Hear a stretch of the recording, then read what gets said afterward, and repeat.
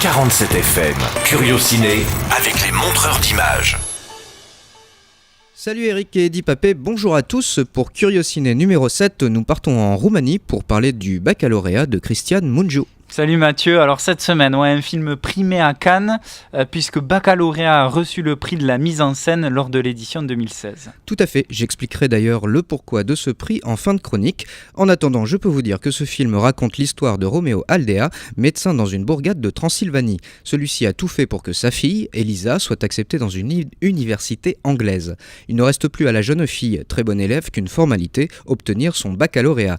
Mais Elisa se fait agresser, et quasi violer d'ailleurs, et le précieux sésame semble tout à coup hors de portée, tout bascule. Tout bascule un peu de façon à la Breaking Bad, puisque le personnage de Roméo va s'asseoir sur tous les principes qu'il a inculqués en fait à sa fille pour garantir son avenir. C'est ça, débute alors la plongée dans la Roumanie d'aujourd'hui de petits trafics en compromission.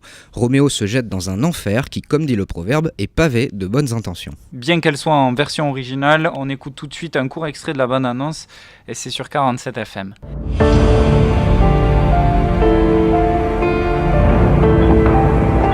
Are o luxație aici la încheietură de cum s-a apărat. În septembrie ar fi să înceapă facultatea în Anglia. Fără bac pierde plecarea, tu ești inconștientă?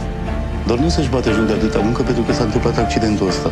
Tu crezi că un viol e un ochi? Dar n-a violat-o. Cette semaine, dans votre rendez-vous Curio Ciné avec Mathieu Léonard du cinéma Les Montreurs d'Images, on vous parle de Baccalauréat du cinéaste roumain Cristian Mungiu. Alors, comme on n'a rien compris à la bande-annonce, aurais-tu, Mathieu, des notions de roumain pour nous faciliter et éclairer sur la chose? Alors je sais que Dracostea Tindei veut dire l'amour sous les tilleuls, mais à part ça, non, le roumain c'est compliqué. Ouais, le contraire m'aurait surpris, quoique, c'est pas grave, finalement cette semaine tu vas quand même nous donner ton avis et nous dire pourquoi il faut aller voir Baccalauréat. Alors sans mauvais jeu de mots, j'ai trouvé la copie de Mungiu, un brin scolaire. Le roumain articule quelques-uns de ses credos habituels, la rédemption, la culpabilité, le tout servant sans surprise à illustrer la Roumanie d'aujourd'hui façon critique sociale. C'est pas très nouveau. Est-ce qu'il y a des bons points ? Alors oui, quand même, le scénario pour commencer qui est implacable comme aux plus grandes heures du film noir. La caméra ensuite calme, dénuée de toute violence et ne se déplaçant qu'horizontalement, jamais de haut en bas, sur de longs plans séquences. Elle représente en fait le point de vue du personnage aveuglé par ses propres échecs et qui en oublie de demander à sa fille ce qui serait bon pour elle.